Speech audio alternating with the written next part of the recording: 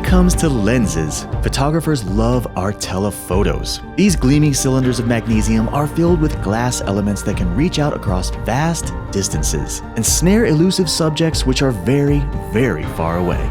Bring the action right up close and personal without ever getting your feet wet. Isolate that lone composition amongst all the chaos and generate new and unusual works of art that simply cannot exist in the realm of the wide-angle lens. This is the Canon 70-300mm L series lens, and it is the key to unlocking a whole new world of creative possibilities that you have never even dreamed of until now.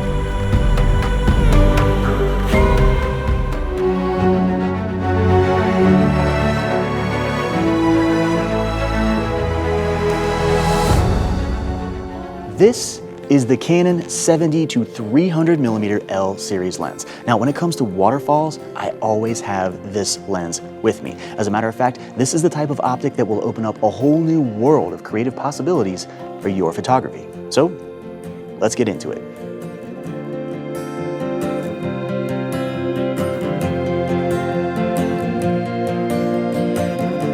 Let's say that you're like most landscape photographers and you really love a good waterfall. Every waterfall out there has its own unique character. Some are wide, some are tall, some are roaring, while others are delicate. Some even make their own rainbows. In any case, quite often, a waterfall can have multiple personalities. There's the big, wide-angle personality, which gives us a picture of the overall identity. And then, when you look a bit closer, there are lots of little personality traits, which can prove to be quite fascinating all on their own. This is where the 70-300mm really comes in handy. You can get up close and personal, and quite often, you can come home with 3 or 4 waterfalls for the price of one. All right, friends, let's talk telephoto. So, as I mentioned before, I always keep the 70-300mm with me in my bag pretty much everywhere I go. Now, this is especially true for landscape photography.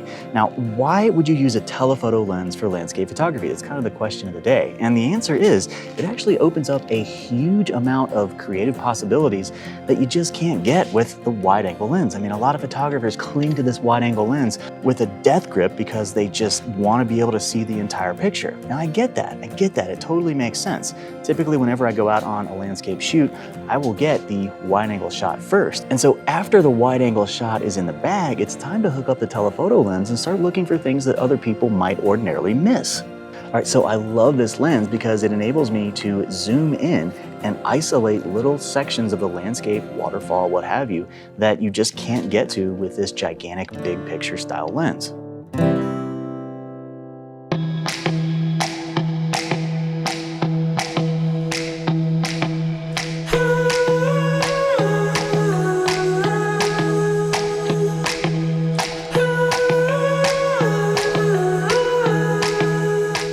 You see, water, like all things, must follow the laws of physics. And while the Earth's gravity may pull water in a predictable trajectory, once this shimmering sparkle juice is on the move, there's really no telling what artistic turns it may take. Cascades plunge over ledges, dodge between rocks, and dance amongst emerald foliage with eccentric energy. In short, when you look up close, a large waterfall is actually comprised of a great variety of miniature waterfalls, all of which have their own identities and their own artistic compositions. A good telephoto lens allows you to cut your way deep into the scene and start to explore the waterfalls within the waterfall.